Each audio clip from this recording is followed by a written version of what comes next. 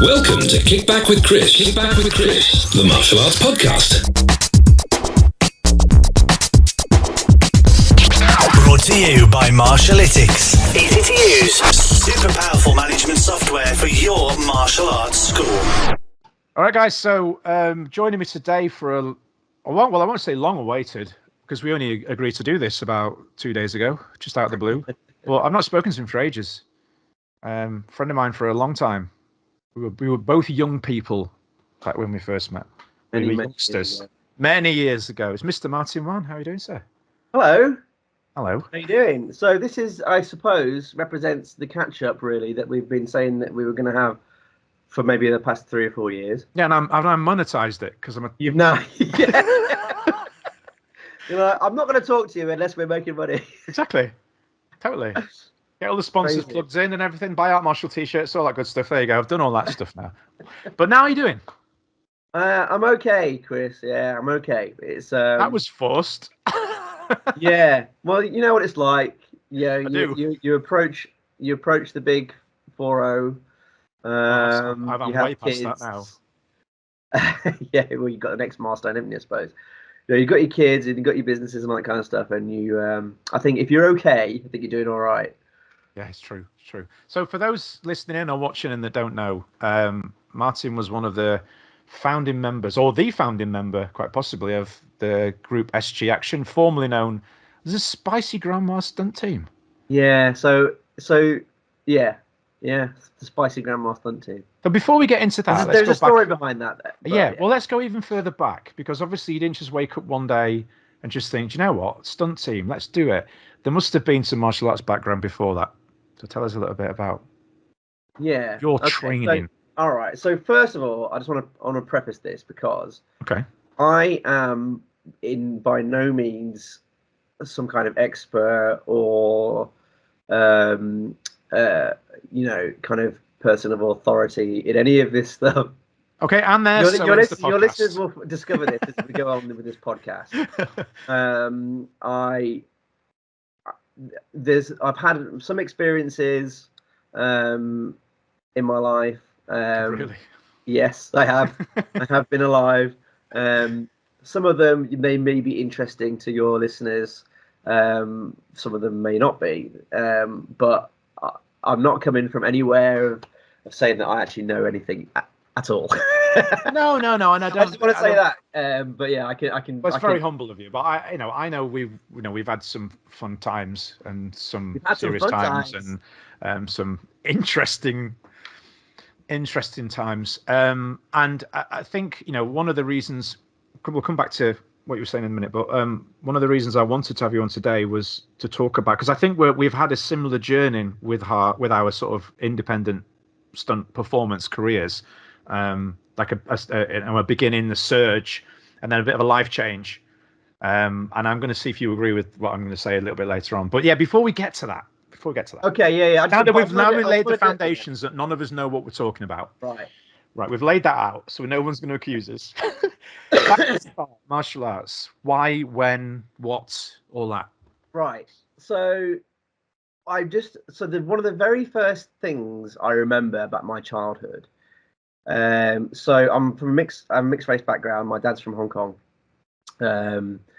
and we grew up obviously in the UK. But one of the first memories I ever have is of a VHS cassette tape that I found in the living room with some Chinese writing on it. Didn't know what it was, and I remember it was in an afternoon, and I was like, "Oh, what's this?" And I put it in, and I didn't know at the time, but it was The Young Master. Wow. I know, right? Cool. One of the defining Jackie Chan films of the 1980s, obviously. And I was just like, this is freaking brilliant. And I watched that tape over and over and over and over and over and over again. At the time, I never knew that my dad actually had a martial arts background as well in Hong Kong. Okay. The village that we live in, Ho Chung, in Hong Kong, there was a kung fu teacher there who used to teach all the kids kung fu. I didn't know that at the time, but I just thought this was great. Dad never taught me kung fu, and he never fucking taught me anything, to be honest with you. But that's a whole thing. um, um, so yeah, it just kind of went from there. And obviously, so many of us have similar sort of first experiences into martial arts, and it's just like, wow, what is this thing? And then it sort of soon becomes an obsession. And I kind of flirted with various martial arts and stuff when I was a kid, when I was younger, when I was at school. Did ninjutsu, which was really niche. Trying ninja stars and climbing trees. Yeah, and it was really niche because the town I grew up in, Newark, in Nottinghamshire, is a really small backwater tourist town with a castle in it and not much else. So it's like a ninja. Yeah, well, I guess there was a Newark ninja. Yeah. But like there was this ninjutsu club, and I saw it in the paper, and I was like, "Oh, this is great!" And that was amazing because they probably went in on that, so it was like training how to walk quietly and wow, yeah, and the instructor would come in and he'd be like, I mean, there was a base of like Japanese martial arts and like taijutsu style training, that kind of stuff. But he would go in and he'd be like, right, close your eyes. He'd be like, close your eyes. He'd be like, how many windows are open? What? It's stuff like that, and it was really cool. We'd learn how to shoot bows and arrows and all sorts. So that was really cool. Then I went to uni, and there was a kung fu club, a southern style kung fu club at the university, and I was like, right, I'm doing this straight away, and that just became very much part of my university life, and I ended up being on the committee, and because it was like a student-led club and that kind of stuff, and I ended up teaching as well. So I did that for many, many, many years, but that really suited me nicely because it was very much like a performance based martial art. So you have all the traditional, forms. It was a forms based martial art. I don't know what the term is. I'm not really in the martial arts industry anymore. Like, is there still that distinction? In the sense of how it's practiced? Yeah, like in the olden days, you'd have you'd say traditional performance-based martial arts, or you'd say practical self-defense. This sort of thing, I don't know. Yeah, sort of soft and hard styles, and absolutely. That distinguish. You still, you'd say look at kung fu, and you say, well, this was your wushu, your performance side, and then there's your sanda, your fighting side, and this. Yeah, absolutely. So there was a combat element to it. I mean, there was a self-defense thing, and we did sparring competitions and that kind of stuff. But it was very much kind of like a traditional learn your forms, and do all this sort of stuff as well. So I did that, and then just because of what happens with most people, I think that like films and train martial arts and watch martial arts films all the time, you want to start just making stuff, don't you? So me and my friend, one of my best friends, still is, although I never speak to these guys much anymore because we've just got lives, despite him literally living on the next street. Lawrence and Sam, we just started prattling around shooting stuff. And at the time, sorry, this is a long convoluted story. At the time, we were also cheerleaders. Yeah. So we were doing all-star cheerleading, like acrobatics, gymnastics, like I said. Yeah. And that's how we got into learning how to flip and all that kind of thing, all that sort of stuff. And we were in a cheer gym in Leeds. I am right now. A bit of a side note. I also own a cheer gym now. But that's a whole other story. I teach. I run a cheerleading program. In the cheer gym that we were training in, me and Lawrence and Sam were kind of messing around trying to do choreography and all this kind of stuff. And there was a guy there who ran a martial arts school. I don't know if you remember. Yes. Matt. Yeah. And he ran a martial arts school in Leeds. And he came over. He said, we've got this guy, this stunt guy. I know this is going now. Yeah, well, I said this is where we're going to segue into you. So we've got this stunt guy coming in, doing this seminar on stunt work. Do you guys, do you want to come along? Because he's like doing this, and we were like, yeah. What? So when would that have been then? 2000? That would have been like 2010. Yeah.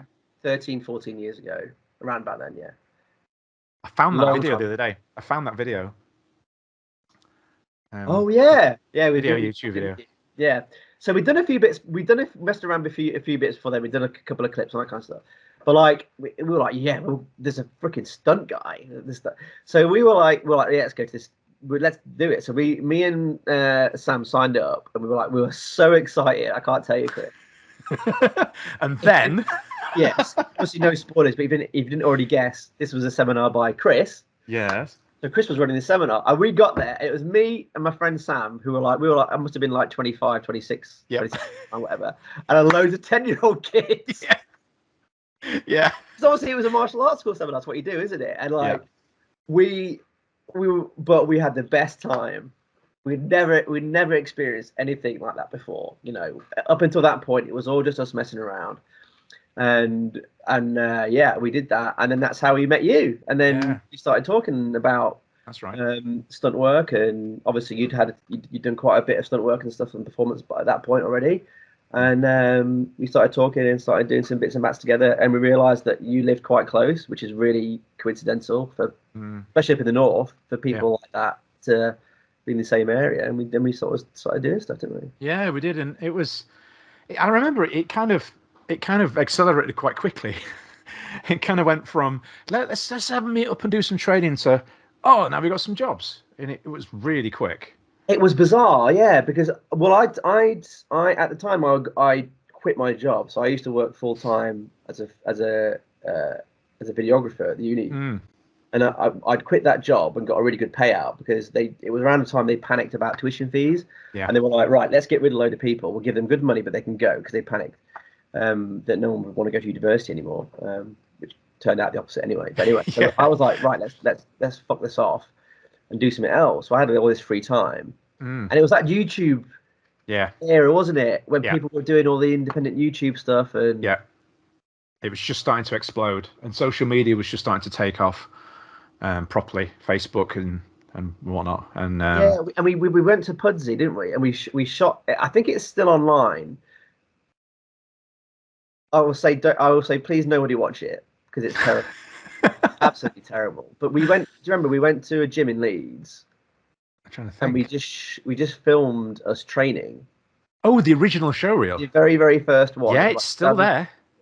It's still on there. It's really embarrassing and really bad for the most part. And we went and filmed that little reel, and we put it on YouTube, and I think it's like about 8,000 or 9,000 views, but it got like, for some reason, it got loads of views. Yeah, really quickly. Yeah, back when the team first launched, and I was thinking, oh yeah, it's me, you, and Sam, and a few of the Blighters, like 5 of us, and then we went to that photo shoot, and it was like some you get these massive music groups where they've got like 18 people in. I'm like, who the hell are all these extra people in t-shirts? Like, where did these people come from? Yeah, I know. Well, I think we were just like, right, because obviously, so I knew a lot of people in Leeds that were acrobats or trickers or free runners and all this kind of stuff. It was a good idea, to be fair. Just at the time, well, at the time we were just like, because all these like teams, stunt teams and stuff, were such a big thing in America. Nothing like that really existed in the UK. Yeah, there'd been a few, but the problem we had was it was just it wasn't always a clash of I won't say egos because that sounds negative, but everybody had their own career paths. So everybody was invested in themselves first. Yeah. So it always made it a little bit difficult when you're on a team and then there's an audition and it's like, oh, hi team member. We're all going for the same role. And it just got a little bit sort of clash of I don't know. I don't want to say it wasn't egos. It was just everybody had ambition, really. I think it's just a different landscape, isn't it? I mean, even now, this was 13 years ago. Even now, there's not really like I just remember, and you probably the same, just sitting and watching hours and hours. Stunt people with Eric Jacobus, Andy Lee, Martial Club, fucking Manny and Zero Gravity with LBP Stunts, and they just had their teams and they were putting out content all the time, and they were making, and it was just like, why can't we do that? Because that seems like fun. It just seems like fun. I remember the excitement and the anticipation of like the next Zero Gravity or Stunt People performance. There's the ZG Stunts back when that was at its peak, sort of the late 90s, early 2000s on like your Bilang.com and places like that. where we still had dial-up internet, and you were downloading like 400 meg files and stuff. It was stupid. Little 240, 320 by 2 big time file. But the excitement of there being a new film come out, all shot on like high 8 cameras or whatever, but it was, and it looked awful. It didn't look great by any means, but the choreography and the comedy and everything in it was just brilliant. It was so good. Yeah. And then you'd have like guest trickers, like Steve Terrada would pop up in something, or somebody else had and you're like, oh, cool, they've got so and so. Like they were all like celebrities within like the tricking social arena, and that was really, for me anyway, that was a really exciting period of time and they all sort of just went poof and stopped. Yeah. Well, they all started getting jobs, didn't they? That's the thing. They went on to into doing that stuff, which is amazing when you see that. You look now and what people are doing. All these guys are, second unit directing or coordinating, and it's insane. I mean, just look at the Martial Club guys. I mean, Jesus, I know. What an example of, right, this is where I want to be, or where we want to be, and we are going to grind until we get there, until we do it. And now you've got I mean, I remember those Martial Club videos. They were just making films in their front rooms. Yeah. And they were really, really good, but they were just in their front rooms. And now, they're filming with Michelle Yeoh and yeah, exactly. All this, and it's like, wow. Yeah. Amazing. Yeah, it's a perfect example of sticking to their beliefs and sticking with their ambition and going with it and pushing. I mean, and incredibly talented. I mean, that certainly played a part. Yeah, of course. Because they are very, very good. That's the difference, I think. They are very, very good. Yeah. Well, I don't know. I don't know if it's a difference in the way that the industry operates over here, because obviously not wanting to get too much into the politics of everything, because it obviously exists because it's the UK and wouldn't be the UK without politics. But obviously the perceived entry into stunts in this country is very different from, say, the USA, and indeed probably the rest of the world, to be fair. You're right. It probably on the face of things in America and everywhere else looks a little bit more accessible, whereas here there's a definite you can only do it if X, Y, and Z. And I won't go any further than that. Yeah. But I think that probably curtails it a little bit as well, because I think people set out with ambitions of, we're going to do this, we're going to do that, and they did, and then they look into it and go, oh crap, I can't do it unless I've got this, and I can't say I'm doing this unless I've got that, and I don't want to upset that person, so I better not say this, and I better not do that. And I think that sort of, it stifles that spark and creativity that people... I think you're right. And even along that pathway, what if you're successful in that pathway that exists. I don't know if you would have to even, do we just not just say it, like the BSR pathway is what we're talking about, obviously, which is I'm not gonna, it's an incredibly good thing that it's there, and it's there for a reason, and it has its positives, and it really does. I'm not I don't think either of us, we both know many stunt BSR people, we work with BSR people, that's a whole thing which is there. But I think you're right in terms of the creativity of it, because obviously you're ascribing, this is the one way you have to do something. So if you want entry into it, the good thing about it is that there is sort of a clear pathway in a way. So that's actually quite, can be seen as a good thing, because you're like, right, well, okay, then I know exactly what I have to do then to do it, and it's going to be difficult, but it'll be worth it in the end, all this kind of stuff. But because there's that ascribed, almost there's not much deviation along that path, I think actually you're right, because there's no creativity along that way. So you go on that pathway, and then maybe you're getting jobs, obviously, which is a fantastic, well-paid job, because obviously you've taken the time to put the graft in, and because it is hard to do, and I've got a lot of respect for that. But then what are you doing? What are you making? Are you then just sort of standing around on set for 4 weeks? So whereas the American, I think, maybe the rest of the world model, which I think was attractive, is attractive to people like you and me, who are essentially just fans of action cinema, is well, they're getting to do all that cool shit that Yeah. we watch. Yeah. That looks like fun. I want to do that, not necessarily because there's an outcome, actually because we want to do it just because that's fun. I mean, it's a stupid question to ask because obviously money's important, but like, would I rather, get paid to do this really amazing job where, you're not doing a lot, or are you sort of just standing around and maybe you might get knocked into a wall or something like that, and it's great, you're on that for 3 weeks? Or would you rather go and do something with a really kind of like creative director, creative team, whatever, and they're like, right, you get to do all these cool fights and like, get your chops in. Actually, maybe you'd rather do that. Yeah. Because I remember like everything. I think it's a similar story for a lot of people in some respects. Like I remember, like yourself, growing up, I was quite late. I mean, I'd always seen martial arts films, so I'd seen like Cannonball Run, and then Jackie Chan pops out, and I'm like, whoa, who's this guy in the middle of this film? Like all of a sudden, flying split kicks and stuff, and like your Karate Kids and your Ninja Turtles and stuff like that. But it wasn't until I saw Rumble in the Bronx in the 90s where I was like, holy shit, who is this guy? Like doing all this, like I need to find more of this person. And I didn't know really who Jackie Chan was. I'd heard the name, and I saw Rumble in the Bronx, and then the very second film, it was really weird because imagine this, right? Teenage me, I'm watching Rumble in the Bronx in 1995, 96, whatever it was. And I'm like, wow, this is cool. I need to find more of this guy. Oh, what's this? And it was in a petrol station, weirdly enough. The Young Master. Oh, that's the Jackie Chan guy. I'll buy that. And I put it in. I'm like, that's not like that. What the hell is this? And that's I remember funny because that's such an opposite like my experience. I'm like, yeah, all this, and then boom, boom, boom, bam. I'm like, what is this?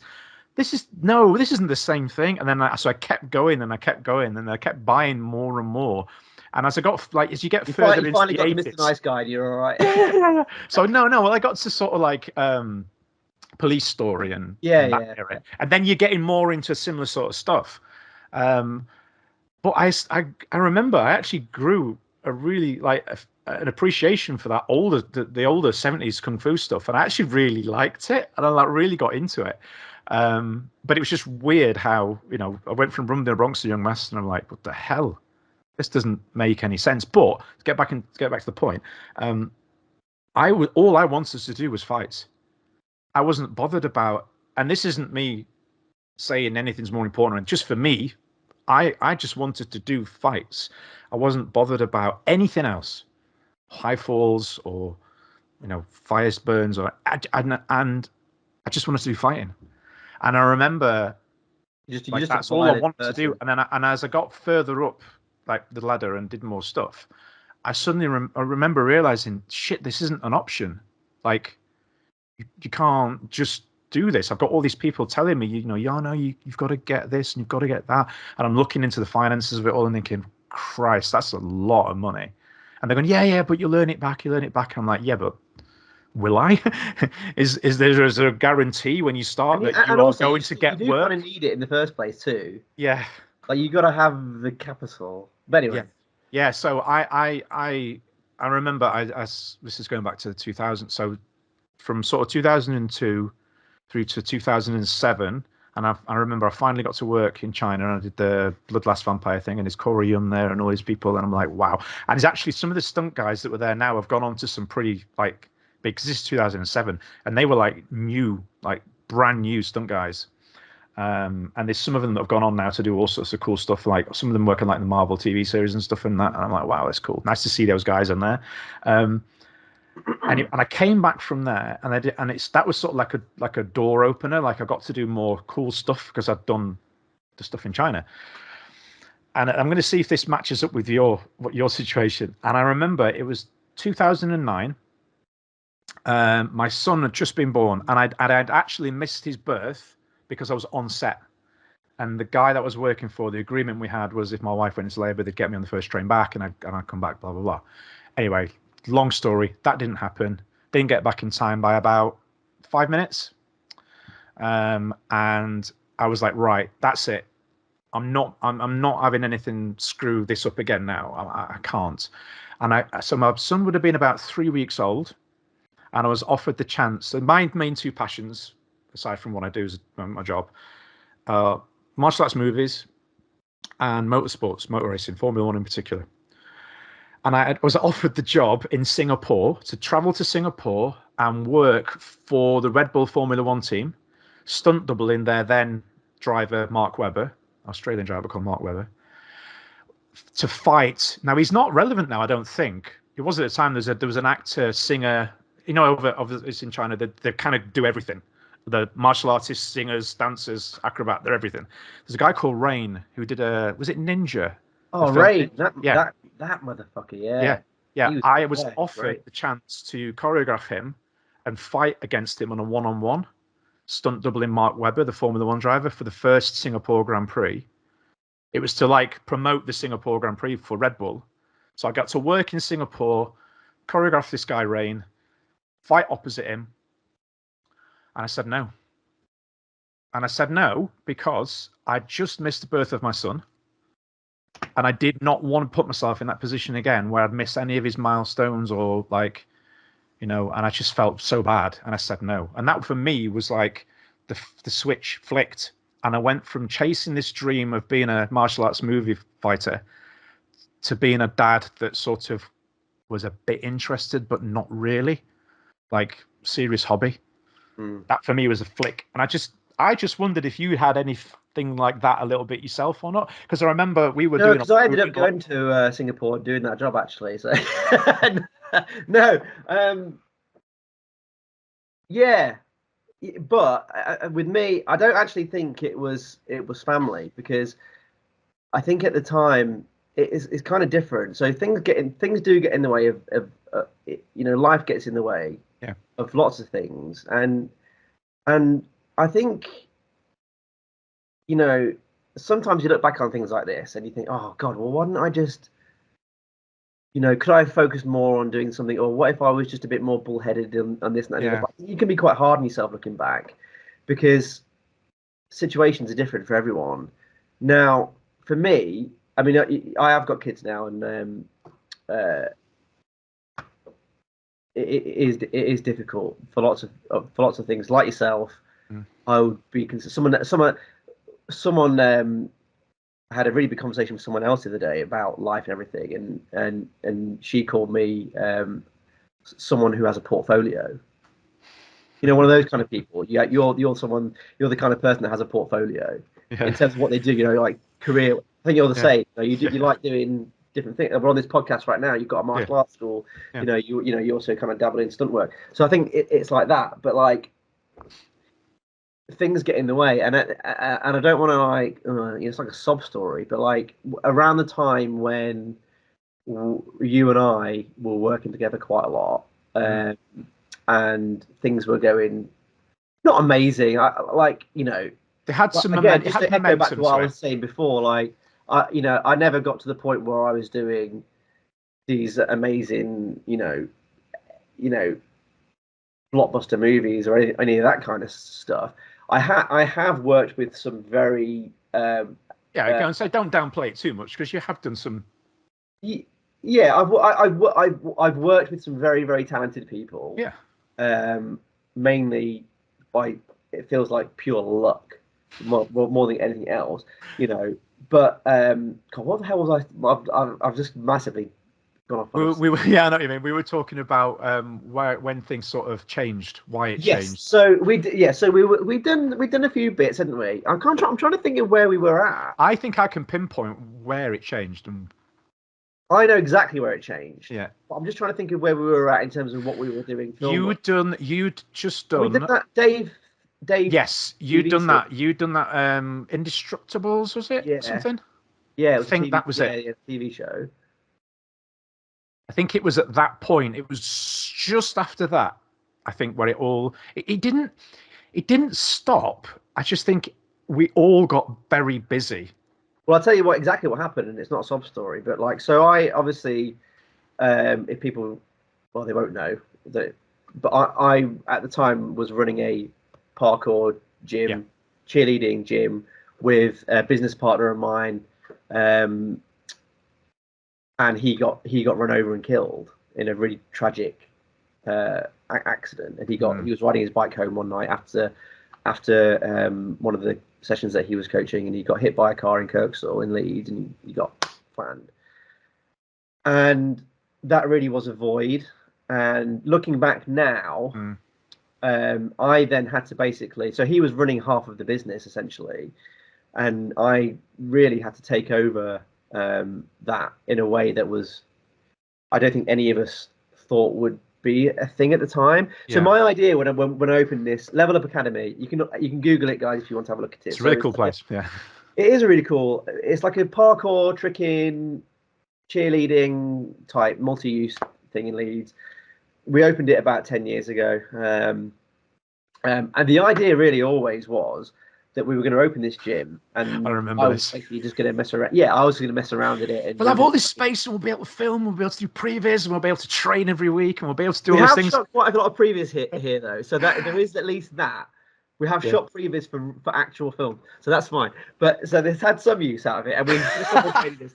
So, but anyway, so like that, I had to take over that, and it was similar in a way where it's not the same thing, but like if you've got kids, I didn't have kids at the time, but like then I had to adopt this child basically, which was that.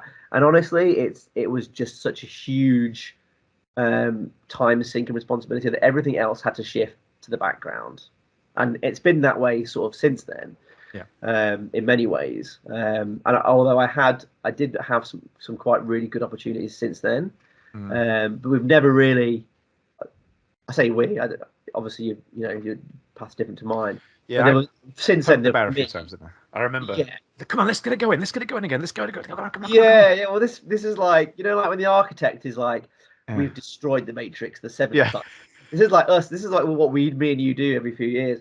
But like, so yeah, life sort of got in the way a bit, and you had to do other things. And I think for many people that's the case. And you know, if you're, I wouldn't say unlucky, because obviously there's, you know, it's not worse, it's just different. Yeah. How it's turned out. Yeah, totally. Yeah, I remember at the time when you were building it all up, and I won't say guilty, that sounds like a negative, but I remember thinking when I opened this place, very, very different. But I'm like, oh, so when I've got my new facilities, I'll be able to offer this and I'll be able to do that. And then the reality of actually running the place day to day kicks in. And like, I have no time for anything else, let alone these grand designs of I'm going to do this stunt team and this and that and boom. And like, you're like, and I think nobody understands that unless you're in that position. So many people say, oh, well, what?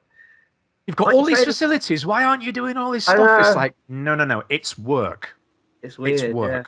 I get here and I don't walk through the store and think, I'm going to do lots of training today. I'm like, right, which invoice needs paying? Who needs chasing up? What bill haven't I paid? Yeah. You know, I don't look at this place and go, training opportunity at all.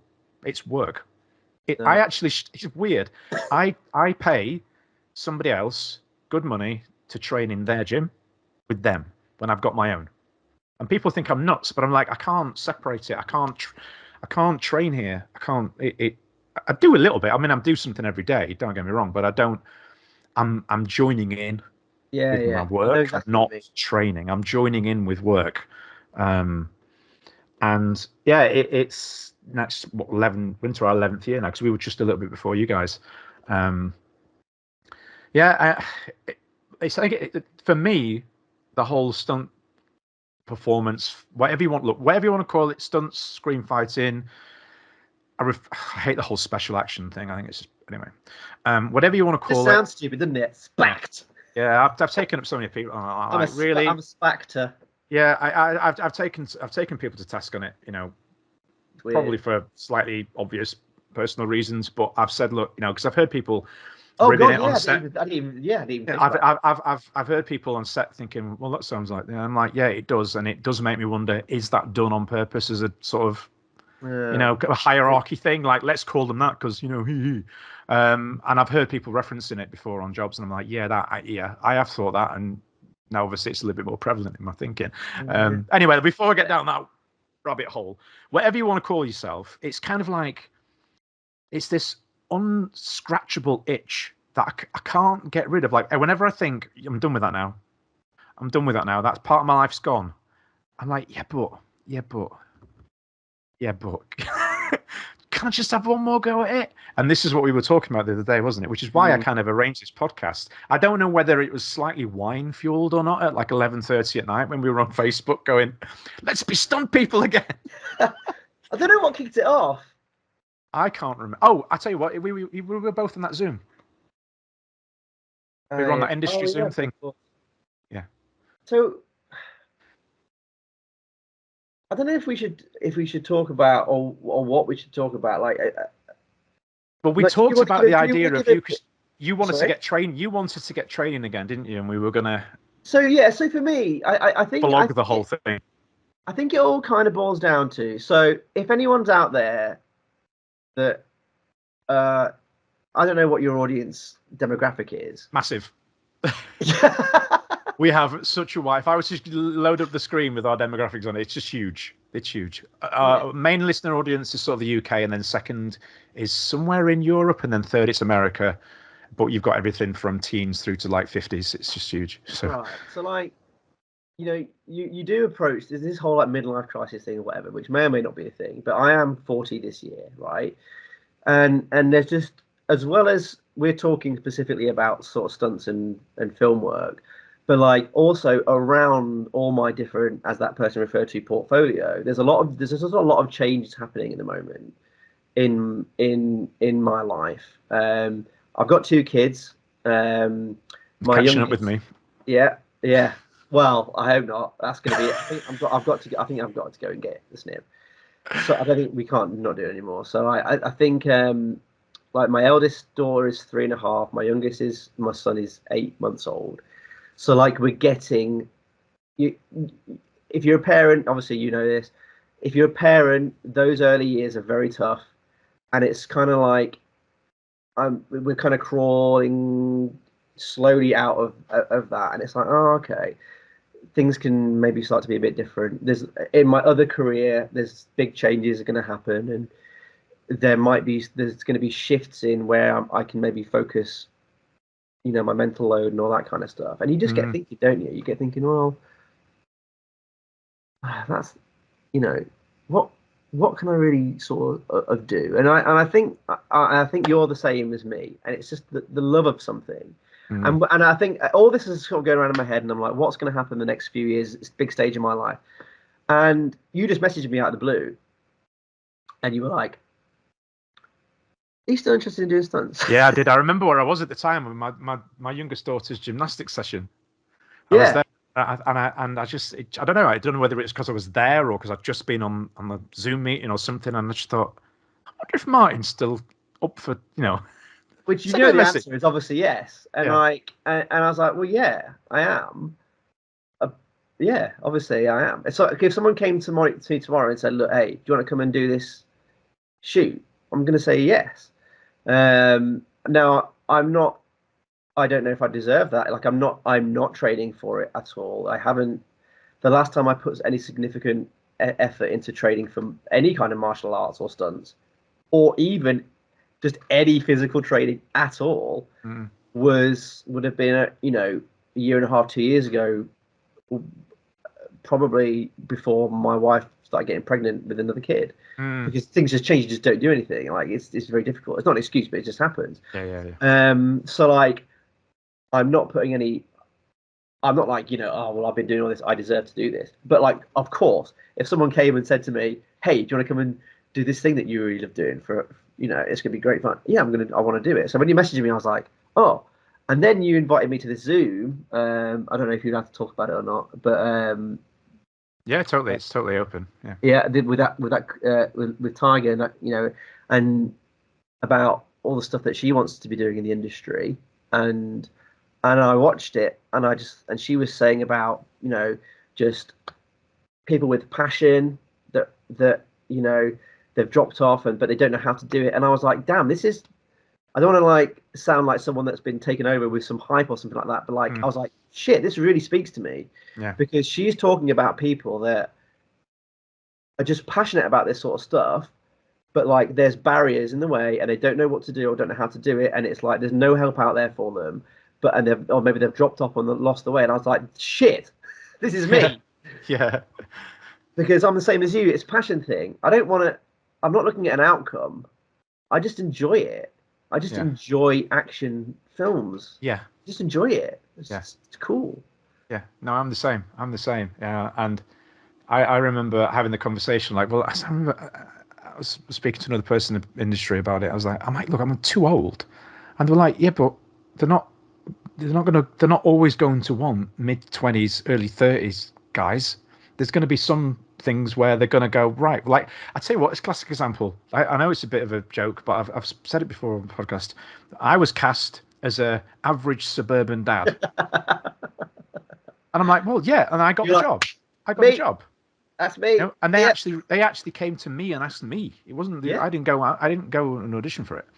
And I'm like, so clearly, although it's a 1 in a million, there is work. There's work out there, and that was a decent job. It was well paid, and I enjoyed it for the most part. So I'm thinking I shouldn't limit myself. There is going to be work out there, and as long as you're realistic and go, look, I'm not going to be backflipping downstairs and all that stuff anymore. It's not going to happen. But I'll have a good scrap. Yeah, get thrown through a table and over a bar, and I'm up for that. Totally, get smash a bottle on my head. Fantastic. Exactly, and I think that's the joy of it, isn't it? And so when we're thinking, you and I thinking about maybe doing some more stunt work. I don't want to. It's funny because you've got to be careful with all this sort of stuff, haven't you? As you well know, like you can't just jump into it and go, "Hey, I'm a stuntman." You can't do that. No, there's that aspect of it, obviously. Yeah, of course. Off we go. Like but I just mean like there is always politics around things, as you say, and it's like there are people out there that dedicate their entire lives to this sort of stuff every day. And they're working so hard, and they're very, very talented, and they're doing amazing stuff. And I don't want to like belittle that in a way and go, well, I'm just sort of saying that I just want to get back into doing some stunt work because it's fun. But at the same time, but at the same time, do you know what I mean? Why? Yeah, but why should you not? I don't know. It shouldn't be like if you look at a lot of other, it can be. I term it as, for me, a serious hobby.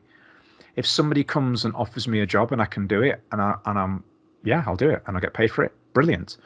But then I'm not like going, right, where's the next job coming? Where's it coming from? When's it coming? Oh, no, I'm not hanging on it at all, like even slightly. So it's a serious hobby, and I don't understand, why can I not have it as a serious hobby? Why does it have to be? Why do I have to define myself as I am this or I am that? Why is there this hang up in some people's heads about the fact that I don't know, because I've got that hang I'm not disrespecting anybody. Like if they work full time as a stunt performer, I mean all credit to them, because that is a freaking hard. Some of the injuries and some of the things I see people getting over and then going back and working, I'm like, shit, I don't know if I'd be able to do that. I mean, that's intense. That's hardcore. But that last job that I didn't feel out of place. I didn't feel like I hadn't earned my place on the team or that I was in some way inferior or anything. I was keeping up with everybody else and doing all the things everybody else was doing. So why can't I just dip in and out of it occasionally? And why shouldn't you be able to go, you know what? Because look, when we were doing the whole SG thing properly, we were juggling a lot of stuff, and we looking back on it now, we actually did achieve some good stuff. I mean, if you look at the I'd never know what to call it, because it's too long to be a short film, but it's not a film. Dog. Well, it was that was weird. It was like it technically was a feature because they made it. Yeah. On the festival circuit. I think I don't know the specifics of this. I think they made it like 55 minutes long. Yeah. So it technically was a feature. But I mean that was respectable. I mean, it was from what I can make out anyway. It seemed to be pretty well received, and it looked good, and I think that was a film by Robin Schmidt, the director, and my brother, who is now an actor. He's doing pretty well. Yeah, very well. Yeah. He's Black Cake. His series has just come out on Disney Plus. So watch Black Cake if you want. He's probably the only Asian Asian British actor with a Jamaican accent that you'll probably see in a TV series for a while. So to be fair, he does a really good job. So watch that out. Yeah. Check that out. God, Robin's doing some mad stuff now in AI and VR. It's all weird. Yeah, I've seen some of his stuff on. He actually popped up on. I don't know if it was. I was on Twitter and like one of those Twitter live videos came up and I saw his name and I'm like, hang on, is that the same guy? And I clicked it and I'm like, it is. It just randomly came up on my Twitter. Yeah, some sort of Facebook VR thing or something. I think it was. It's weird. I don't know what it is. It's very intangible. It's like he's like shifting to like basically, like the Lawnmower Man. Yeah. He is now like the Lawnmower Man. He really is. Like they're doing like full shows. I don't really get it, but like they're doing full shows and stuff like that, but like in augmented reality VR. So everyone's watching. Yeah, it's weird. But anyway, so there's that. But that was a music video, and he was just a filmmaker. So obviously Robin was a very passionate filmmaker, and he was like, right, he got a commission to do a music video for. I remember that. For a rap artist. Dream McLean. I don't know what he's doing with his now. Probably if he's successful or not. But there was obviously a budget there, and Robin himself was obviously big into action movies. And he was like, right, I'm just going to turn this into an action movie. I'm going to look. See how Dream McLean's doing. Yeah. He was pretty good. I think like the tracks that we did that to was like were pretty banging, I think. Oh, he's still going by the looks of it. Weatherman, wasn't it? Weatherman, something like that. I can't remember. Yeah, he's still going. But anyway, so I'll carry on while you're looking at that. So like, he turned that into a short film just because he wanted to make a short action movie, and we came along, and it was very early in the day, and we went along and choreographed, and we happened to have we built up a group of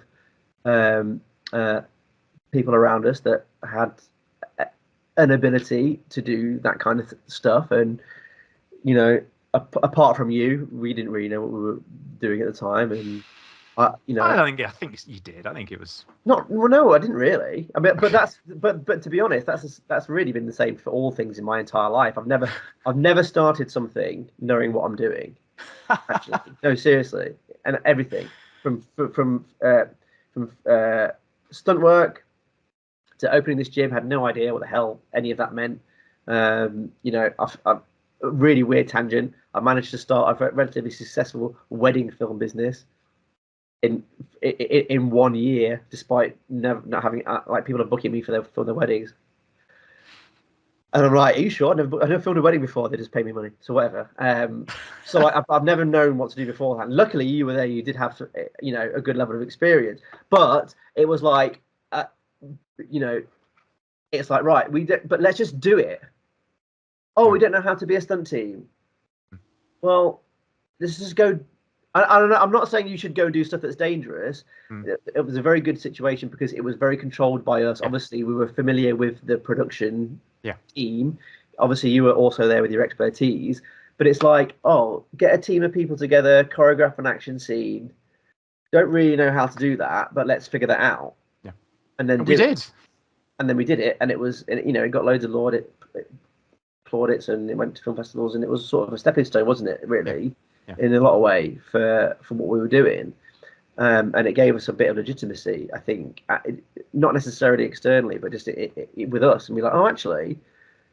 Well, it kind of it felt like that validation moment, like going back to watching the Stunt People and Zero Gravity videos. It felt a little bit like, look, we've done something, and it's real. Yeah, we're not just an internet thing anymore. Look, we are a thing. Yeah, you can see us doing things. Because of the whole BTS thing was shot as well, which I think really added to it because it was nice. You could see us, as people doing what we do. And I mean, don't get me wrong, it was stressful. It was hard work, wasn't it? Yeah, it was. It was very challenges. I think we got like a couple £100 for it or something like that, and some fuel. But it was all just like, I don't know, man. Like, there's that. I don't know if I'd rather that. So I'm just trying to think of some of the most fulfilling moments I've spent in my very, very, very limited experience doing, and it is limited. I'll just reiterate that I'm by no means experienced at any of this. my limited sort of insight into all this stuff is like the most fulfilling moments I've had are when probably jobs that I probably haven't been paid on for all. Yeah, like we've had a little bit of. Do you know I think Postman's here, so thank you. Hi, Postman. We did get paid for it. I'm pretty sure we did. Do you remember the games festival thing we did? Whatever it was. Oh, games something. Do you remember? Yeah. Dressed up as Street Fighter characters. Yeah. And we dicked around for an entire day dressed up. I don't think we did get paid. We got some free passes, didn't we? Something like that. But it was and maybe the hotel. Maybe they paid the hotel. It was such good. That day was such good fun. Yeah. We messed about. We filmed a little BTS thing. I remember there was a shot of you getting dragged through. There was that whole period of time when we were just going to conventions. Yeah. Well, no, but there was a shot of you getting dragged through the middle of a convention by your brother.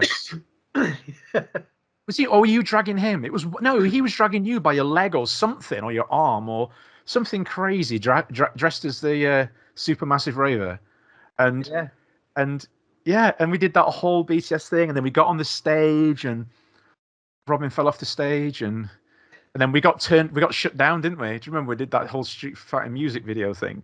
And we were singing and playing, and he's playing his guitar, and they pulled the plug because it was too loud. Yeah. Halfway through, they pulled the plug. So there's your brother rapping over Street Fighter. There's us fighting in the background. We pulled some random guy on the stage that was dressed as a Street Fighter character, and he was just like wandering in the middle of us two doing aerials and stuff, and it was absolute chaos. But it was such good fun. Yeah, it's good fun. It's a good laugh. Exactly. And apart from that, I mean, there was some other stuff that was fun. But I actually really enjoyed that short film that we produced, that Vendetta. It was bloody freezing. But for me, that felt like the most sort of professional output that we did. Do you know what I mean? It was a good, solid, gritty fight scene, good choreography, good production. We actually spent some money a little bit. And that I remember. I still look at that now and go, do you know that was us at our peak? That was peak SG. Was that Vendetta short film? It was good. It was nice. There was the period of time where we were trying to make our own independent little short films and just trying to inject a little bit of production value into that. The Mantis was another good. We went. Oh yeah, that was good. Yeah, I wasn't in. I didn't think you were involved directly in that one, but like that was like a sci-fi thing. We had loads of special effects and we made props and stuff like that, and it was loads of good fun. I think. The VR one. Do you remember the Call of Duty VR? Yeah, there's all that cool stuff that was independent. It was hard work for you to. I ran around the field pointing my finger, going pew pew pew, and then you did lots of stuff on it, and it looked really cool. I think the kind of peak before we stopped doing stuff as a team. Again, I don't think you really did much on this, but we did that Liberator. Oh, was it Prime Contact or something as well, wasn't there? That was another short film, yeah, which was really good. But in terms of, and that was another sci-fi one. That was actually, I'm really proud of that because, a side note before I go on to the Liberator, that was, I suppose these are just interesting insights, aren't they, actually? Yes. So, Prime Contact. So, what we did, now, I don't know whether this is a bit of advice, maybe, for people that are wanting to go down similar pathways to maybe what we did with the whole independent stuff and just doing don't. Fun. yeah. But rather than going the actual proper way, you should do stuff, which is really what we should be recommending. But but how we did it was just getting involved with loads of student films. Yeah. And there's loads of websites out there that are like casting websites and stuff like that that are really used by lots of student film makers, and we did a lot around then. There's a film school, relatively big film school quite locally, and we did a lot of student film stuff. Yeah. And they were like, we want to make this action film, right? And this Prime Contact was really good. Actually, I hope maybe we can find a link for it because it's a really, really good film. Regardless of the action, they did a really, really good job on it. About half an hour film, sci-fi film about this guy. I don't think I've ever seen it. You should watch it. Honestly, it's genuinely really, really, really good. So it's about this guy who has this out of body thing where his consciousness gets like stolen, right. And he's trying to get back to his body. and it's kind of like Quantum Leap. Yeah. Feel to it, and he can transfer his consciousness to somebody else by touch.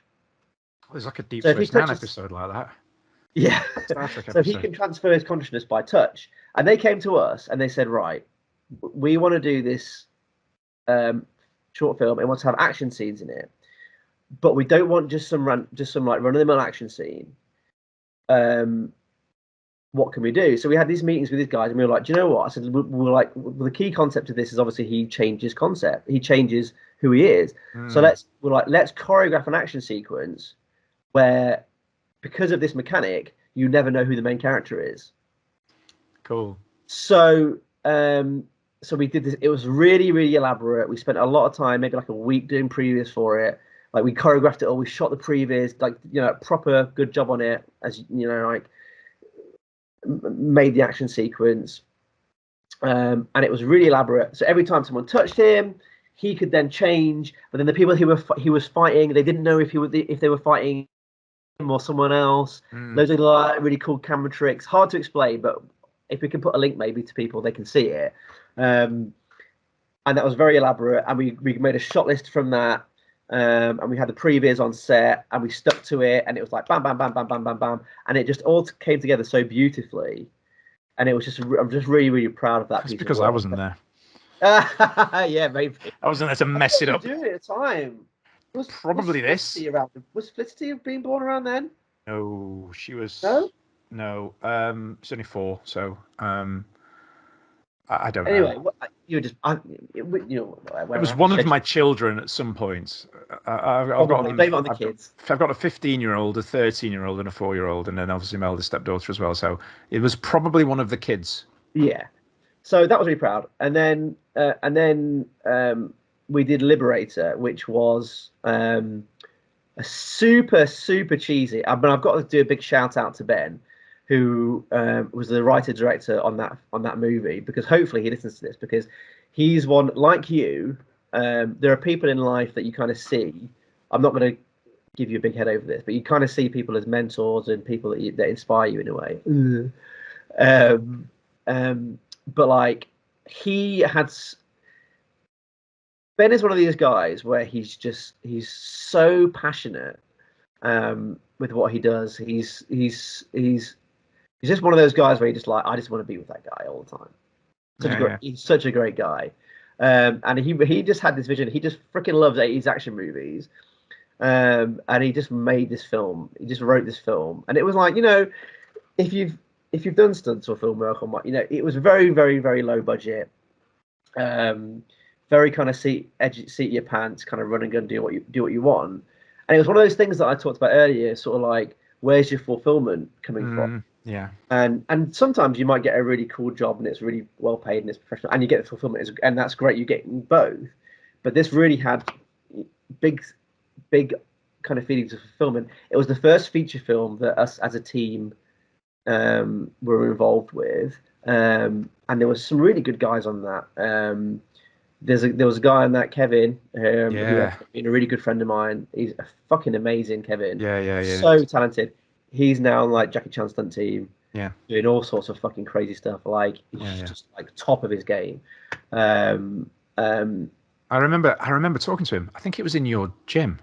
Was he there? Because he came to the opening here. That's right. And I remember sitting on the edge of one of the mats and him going, and I remember him. He was asking me, how do you get into this stuff, and how do you do this, and how do you do that? And I'm like, so I can't remember what we talked about. But then I just suddenly remember seeing him in a photo, like, what the heck? That's the guy. And I'm like, his career just accelerated. It just went whoosh, vertical. He's again one of those guys where he's just like single-minded. This is what I want to do. I'm going to do it. And like, he's got the will to carry it out. And he has just, I think the last time I spoke to him, he was working with Jason Statham on something. I don't know what it was. Expendables 4 probably, I guess. Maybe. Yeah. So anyway, so there's loads of guys on that. It was one of those jobs where it's like, let's get all these like martial arts guys in and see what we can do. And Ben was very much like, let's just give people opportunities. So he just writes scenes in for people. Yeah.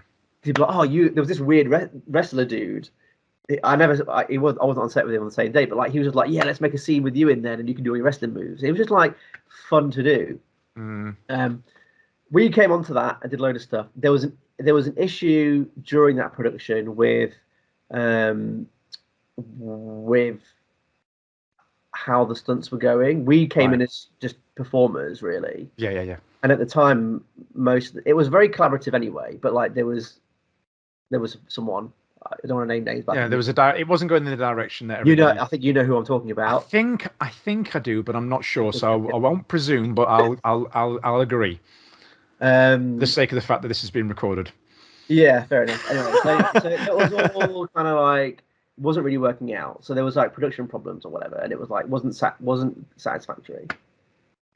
And I remember we had one night, and Ben, bless him, his soul, he was so upset we had to finish, we had to stop. Like we run out of time, run out of money, everything. We've just got to stop production. And at the time, we were shooting somewhere near Exeter, not Exeter, sorry, Essex. And we were all just sat in this flat, this production flat that they'd hired for the duration of the shoot. And we were all really upset, and poor old Ben was crying his eyes out, and he was like, right, let's just get a takeaway and watch Predator. So we're all just sat in there in this freaking flat with like mats it had crash mats on the floor that we're all sleeping on. Yeah. You know, because there was not enough budget for hotels, so we're all just crashing there on the crash mats. And like we had the best night just watching Predator, just drinking beers, having a curry, whatever, all together. And it's like moments like that are just like, oh, this is what it's about. You know, this kind of like bond and all that kind of stuff. Yeah. On the back of that, what happened was we went away, and I said to Ben, look, I know you haven't got a budget, you know, all this kind of stuff, but if you're going to reshoot stuff, let us handle the action. So we went away and we not re-choreographed, but because there was more scenes added, choreographed, shot previews, and did a proper job on it. We'll do a proper job on it. Like we'll do the choreography, we'll do previews for you that we can send back and forth that you can be okay with. And then when we come to the location, we know exactly what we're doing, all that kind of stuff. And so we came back in and we did about 4 extra scenes. Yeah. There was a big scene with loads of different people fighting, and there was a couple of one-on-ones and stuff like that. And it was just really good, and it just worked. And there were some really good scenes, and the film was terrible. Yeah, terrible film. Sorry, Ben, if you're listening, but like it's a good, I love it. It's a guilty pleasure. It's like a guilty pleasure. It's a Friday night pizza and a beer film. Yeah, it's a fun. It's like film. Kickboxer, Bloodsport. They're not good films. No, but they are amazing for what. Yeah, best of the best stuff like that. They're, if you were to lay them out in the landscape of filmmaking and films, then they're awful, but they're brilliant. Yeah, it has brilliant. It's got this amazing charm to it, but. There was some actually good. I was really happy with the fight scenes. Yeah, I remember seeing some of the sequences in it. They were good. So is that the one where there's you and Jim fighting outside? Jim just appears out of nowhere. And you have a big kung fu fight. Yeah, it's amazing. It's good fun. You don't see him. It's one of them things. Like I don't know. He was just there for some reason. Yeah, you've done a lot of indie movies. Yeah. People have watched a lot of independent movies. I don't know if they're big as a thing now as they were maybe in the early 2000s. Probably not. But like. He just appeared out of nowhere, and Ben was just like, "Yeah, you're really good. Let's put you in." You were walking past and just fancied a fight, so yeah, there you go. He just literally appears. So Jim, total full white guy, just appears out of nowhere with a white silk mandarin jacket on. Yeah, he literally jumps down from a roof, and then we just start fighting. It's just like it's a good little scrap. Yeah, I remember that. But it's stuff like that. So you know, I understand why, but you've sort of played down the significance of sort of SG and what you achieved and stuff with it. But really, I remember there was some moments like that slow motion video thing that we did. That got, at the time, there was something like 80,000 views or something stupid. It was crazy.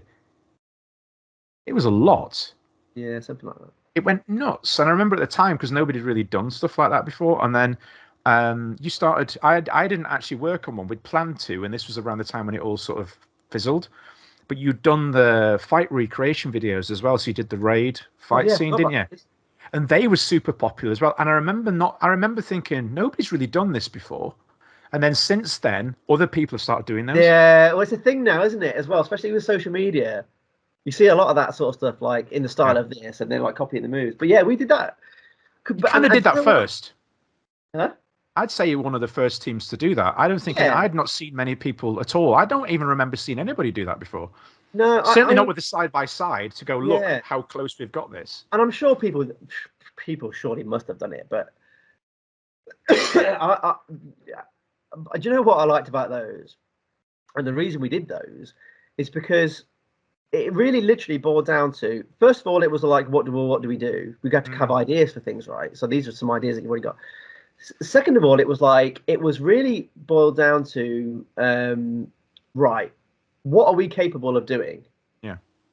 You know, and wanting to work with choreographers, wanting to work with coordinators, because also the sense, because this was sort of on the back end of when we'd done a lot of that sort of, we were making our own stuff and we were choreographing our own things, and it was like, oh, okay, we're doing all this stuff, but actually, like, we're probably not going to be doing that. We're not going to be going to, you know, if that trajectory carried on, we're not going to be going to jobs and like we're not going to be coming up with the choreography. So it was like, but how do we work with? We want to work with people that are telling us what they want us to do because they're experts at it. Like we're doing choreography. We weren't the best choreographers ever. It was like reasonable, but like we wanted to be like, wouldn't it be great to work with a fucking good, really sick choreographer and see what they can do with us, but then also see if we can actually match that. Like, can we work? Do we have the ability? Where are we at? Do we have the ability if that happened? But obviously you can't just do that, can you? So we were like, do you know what? Well, the raid. That was the first one we did, the raid. Yeah. And it wasn't perfect actually. It wasn't an absolute perfect. The last few were, because we'd learned a bit more by then.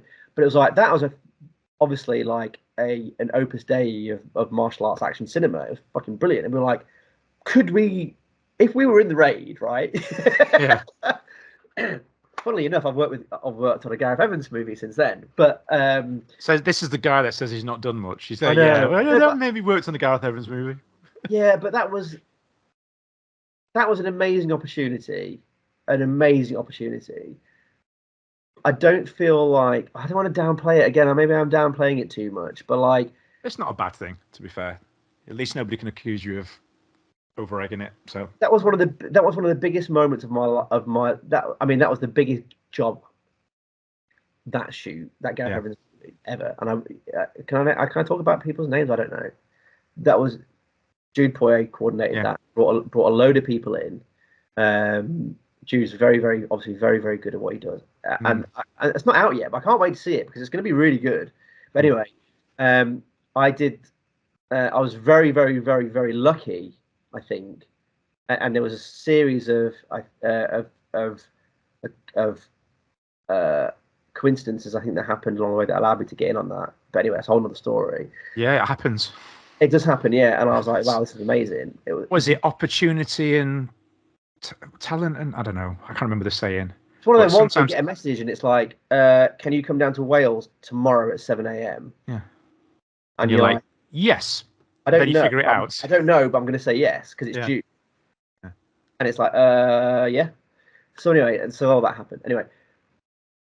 But like, so anyway, going back to the whole recreation stuff. So yeah, it was like, can we do it? So we were like, right. So we were like, well, let's study this scene, this sequence, and let's learn the choreography and see if we can do it. And then it was that. Then it was like, why don't we shoot it and just do it exactly the same? And then it's content as well. So we did. And you know what was really good fun about it? It was like, I had a revelation many, many years ago about Lego. Yeah, go on. Right. Now, the reason why Lego is so popular is because it's creativity, isn't it? You're getting that satisfaction of creating something, but someone's guiding you to it. You're not really doing it off your. You don't have to think about it. It's like creativity, but like it's like guided creativity. And this was really like that because we were studying these movements, these shots, these exact shots, and it was like, that shot. And then when I came to edit it, it was literally what I was doing is I had the original sequence, I had all the footage, and I was just going slot, slot, slot, slot. And then it was like, the editing for that stuff maybe took me about 45 minutes. I was like, oh, fucking hell, we've done like a short film. Yeah. And it was just really fun. It was just really fun to do. Right, so obviously, going back to the beginning, the reason why we first got chatting about this whole idea with this podcast.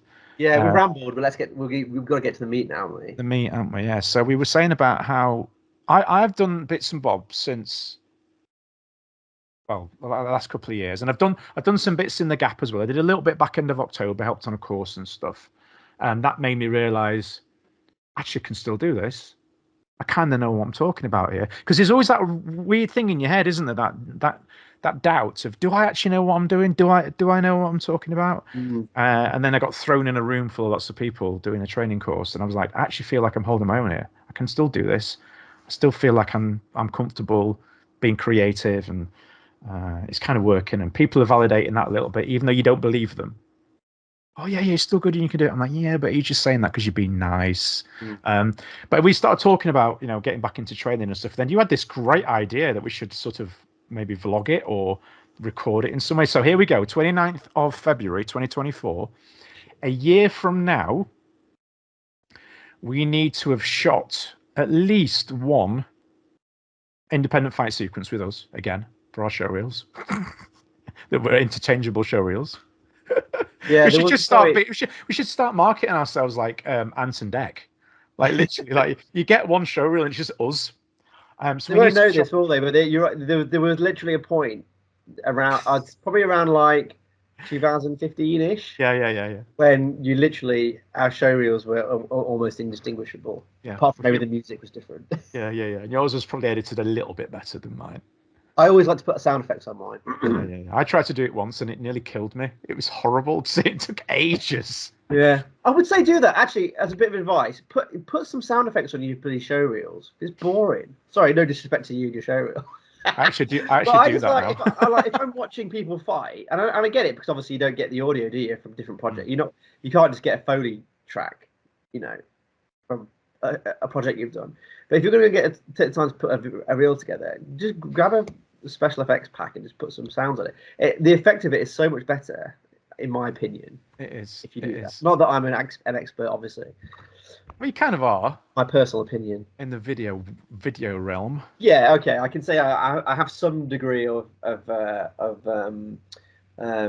knowledge there. Yeah. I would say so. You know how to frame a shot, don't you? Yeah. I can hold a camera. Whether it's kung fu fighters or happily wedded couples, you know what you're doing. Yeah. I can shoot a fucking action sequence. Imagine doing the two together. A fight scene at a wedding. No, I've thought about it.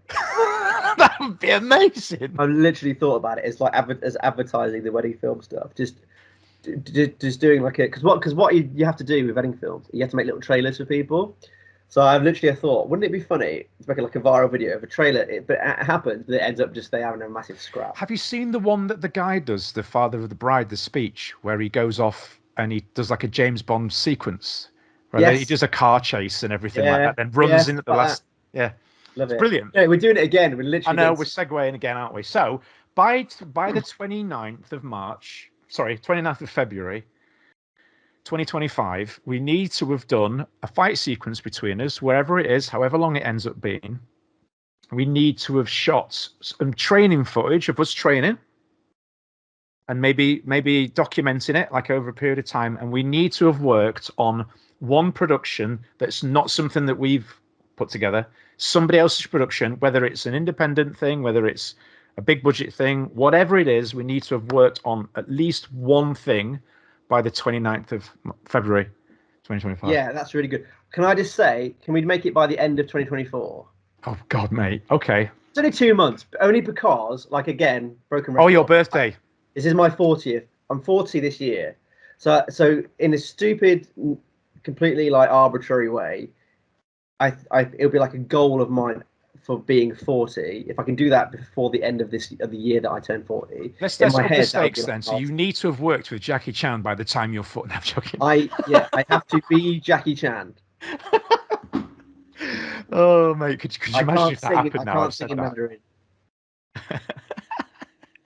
I don't know. You could give it a go. No, that's a great goal. I think why not? I think why not? And the thing about this is a lot of people will say, and I agree with this, is you should be process driven rather than goal driven. But you need something, don't you, to push you. It needs to be fun.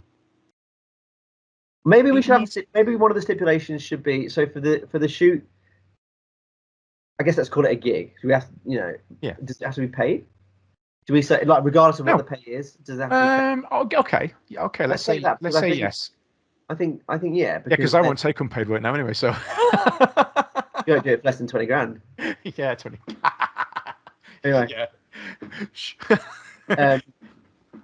I think I pay even if it's like 50 quid and a bag of chips. Day rate or something like that. I think that would like be like right. Somebody out there, regardless of whether they're really, really, really good and it's like a Marvel movie or some shit, which obviously, whatever. Hey, you or never just know. Some guy who's mad and he wants to make a film. Someone's decided that they're okay with us coming in, falling over a bit for them, and they're willing to put some money on the table for it. Regardless. So if there's anybody out there right now who's interested in hiring either one of us or both of us, don't, because we're not ready yet. Not well. Speak for yourself. Yeah, true. You are actually. I've been broken for about 18 months, and I still am actually technically still broken. But I'm broken in such a way that the NHS actually no, it's private because the NHS hasn't been able to fix me. That they have filled me full of cortisone, and now I function. Yeah. So. We'll take that. Function. We'll take that as a win. No, the brokenness is still there. It still exists. It's just I can't feel it. So that's all. Can I say it works? It's nuts, isn't it? When you think about it, it's nuts. When you think about it. But my knee's not. They repaired it, but then realised they hadn't. And then we're like, well, we'll go back in again. And I'm like, no, actually, just got over it. Thanks very much. No. And then I got to a point where I was like, well, actually, I need to do something. What can you offer me? And like, well, we can shove you full of these drugs. I'm like, go on then, do it. I'll take it. I'll take the drugs. And then lots of people were like, don't do it. It'll wreck your joints. Don't do it. And I'm like, oh, God, what do I do now? And I thought, well, like, it can't get any worse than it is now. So I might as well let them do it. Well, at some point they'll just replace your knee, right? So it's like, yeah, I'm a bit too young for it anyway. So they won't do it just yet, but that will be at some point. It'll just need taken out and a bionic one put in. And I'm working on the basis that the longer I can wait, the better it'll get. I want a fully AI autonomous like robot knee with like functions. You don't want to press a watch and it can put it into like turbo mode and. Yeah. Why stop at your legs? Yeah. Keep going. Just go full RoboCop replacement. We can't be far off. Anyway, we've fucking done it again. We're talking about bollocks. But it doesn't matter. Do you know what? I was actually thinking about that sort of thing on the way here in my car because I was like, AI stuff. Have you? I mean, I'm sure you're a little bit like me. You must have had to play with it to see what you can get it to do, and it's scary. The stuff that AI. I have done it professionally. So really, So segue into back into wedding films again, which it might be boring for your listeners, but it's an example. Well, we're talking, so they can not listen if they want. Yeah, fast forward it. I don't give a shit. So, so I shot a wedding film, and obviously as part of that is speeches, right? So as part of the film, you overlay it with the speeches, and it's a nice story and all that kind of stuff. And there was a part of the speech that the bride wasn't happy with what they were saying. And she was really uncomfortable. She was like, I love the film, love it. But it's what he's saying. They won't listen to this. It's fine. What he's saying sounds like we've had an affair. because he kind of like it just in the thing that he was saying. He was like, oh, we met and everything, and then before you know it, we were doing this, that, and the other. Whereas it didn't. There was like quite a long period of time. When actually they met and when they first started getting together, because she was in a relationship actually technically when they met. So she was like, oh, I don't know about this. I was like, look, I said, well, I'm not gonna take it out because what he's saying is relevant. I was like, what I'll do, why don't you just tell him to give me a voice note, right? And re-record a part of just that little chunk and just say something like, rather than like, oh, before you knew it, say something like, oh, a few years down the line or whatever, and we'll put it in. And we did that, but he just couldn't quite match the tone, the intonation, the flow of what was said. So it sounded like, when you've got an automated and they're like, thank you very much, Chris, for joining the conversation. It sounded like that. So I was like, oh, it's not really working.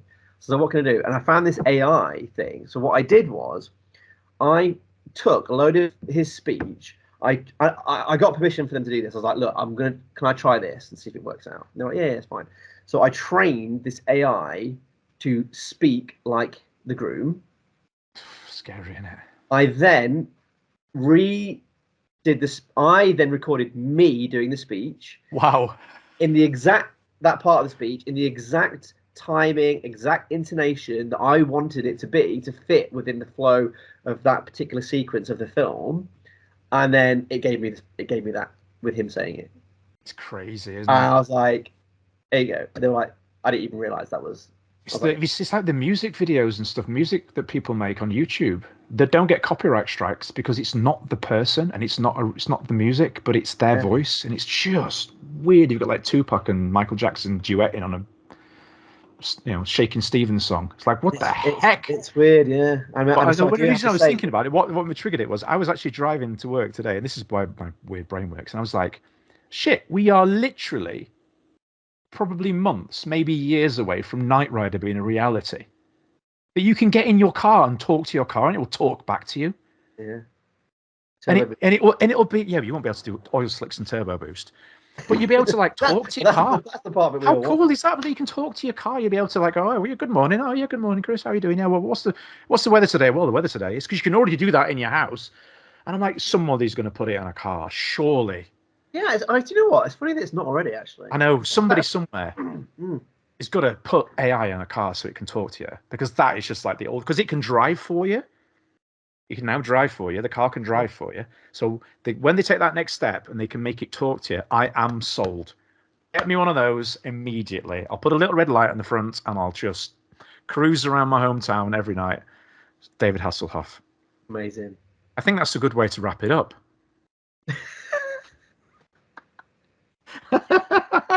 End. We're all gonna be David Hasselhoff clones in an AI car without oil slicks. Prius thing. But no, so we're gonna do it. We're gonna do it. You're gonna get fit. The whole point of this is, so going back to what we were saying, where somebody wants in. Sorry, that's our gate entry system. I remember. So going back to what we were saying, and it goes on the back of like that conversation we had when you messaged me and you're like, I want to do stunts again, and all that kind of stuff, and the Zoom and looking at all that kind of stuff that was going on with Tiger and her trying to revitalize that aspect of the industry, like that. Whatever that is.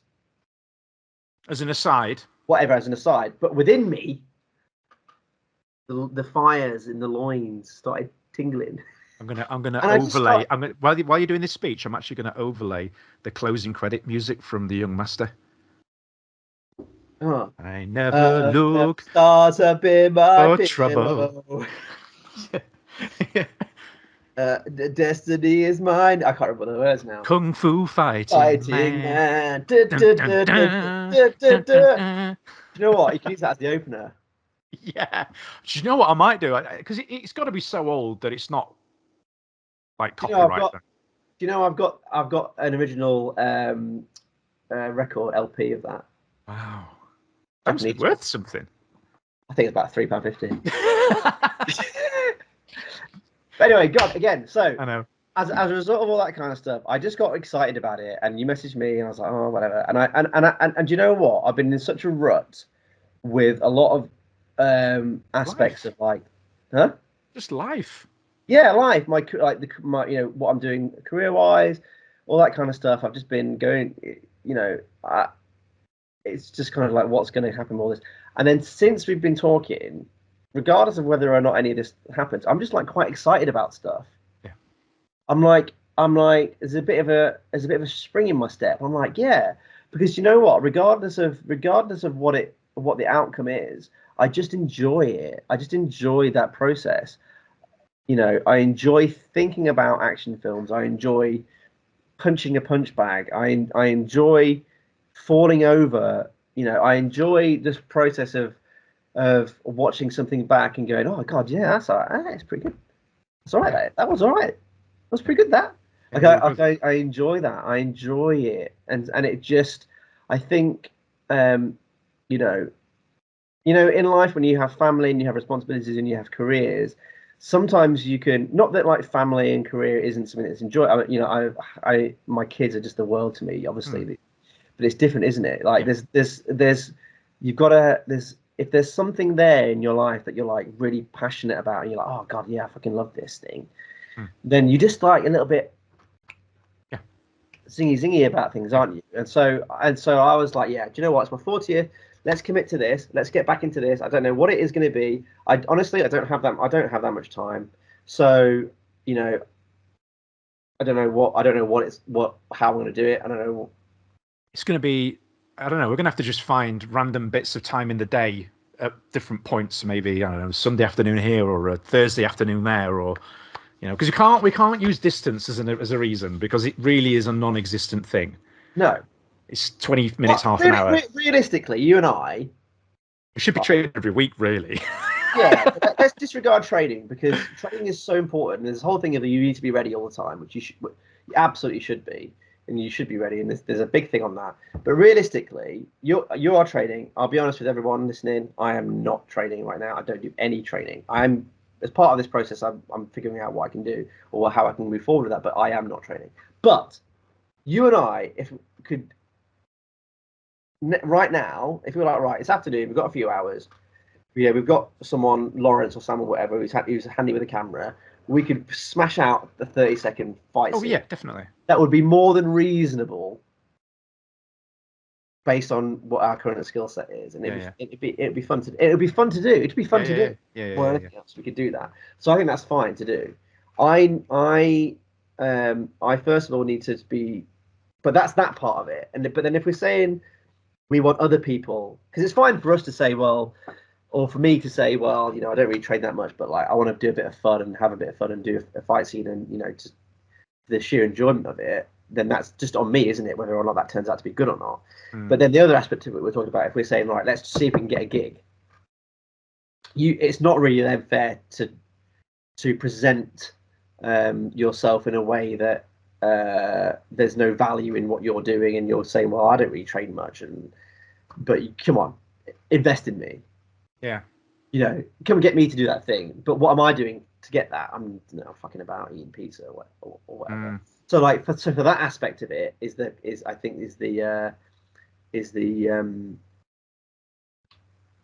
drive then to say, okay, then get in shape. First thing, stop being a fat slob. For me, I'm talking about me. Stop being a slob. Stop being a fat mess. Get back into your training. Build up some level of ability. I'm 40 years old, and I never was that good anyway, right? I was never doing freaking corkscrews and double backs and or whatever. I'm not the best fighter. Never was the best fighter. Was never the best acrobat. There's some modicum of ability there. What I think I probably did quite well was fall over. I can move my head quite convincingly when I get punched. Yeah, when you had the long hair in the day, when you did that, it looked. Yeah. So grow my hair is what you're saying. That's the thing, which is good because my hair. I have that problem these days. So like build up some minimum level of ability there. So at least there is a reason for someone to say, "Oh, let's trust for you to do something for XYZ, whatever it is." I think that's fair. Yeah. But then also I think for me that probably helps me just in life as well, because I do want to be fitter and healthier. I do want to get back to where I was before. I like being able to move. I like the feeling of being able to do things that other people can't do. Yeah. Yeah, it's cool. So that's just going to help me. It's good. I think it's like you say, it's exciting, isn't it? It's having that thing just there in the back of your mind, knowing that there's that opportunity there. There's that slight chance, however slight it is, that something might come from it. If you're going through, which is very easy to do, just go from week to week to week to week. Oh, when a year's gone, and you look back at it and go, well, yeah, I've serviced all these people and I've helped all these people achieve all these different things, which is nice. But what have I got for me? What is mine? What is? Yeah. I've looked after my kids. I've done what I know, which is, a responsibility on it, and it's not a negative. Of course, it's not. Absolutely, it's not. But what have I got that 15-year-old me can look at that cool thing you've done. I know. That's what I want. Again, I want that, and absolutely. I don't care whether it's a 20 grand low budget production from a mate, or whether it's the next Marvel, this, that, or that. I'm not bothered where it is. I just want to have that. I've got a bit of a I'd given up on this completely, if I'm honest. When I had to have my knee done again, I thought, right, that's this fucked. I can't. That's it. It's done with. I need to drop this thing in my head. But I had an experience with a production that I worked on not long ago. I won't say which one it is, but we shot some really awesome previs for it. It's one of those situations where the previs is better than the film. And we shot the previs, and I was really excited because I thought, finally, I'm going to have my one-on-one fight scene with the lead in the film. Oh, I think I know which one this is. Yeah. All right, and I've got all the previs, and it's really good. And I trust the person that's choreographing it. It's got some really good people involved that are involved with some really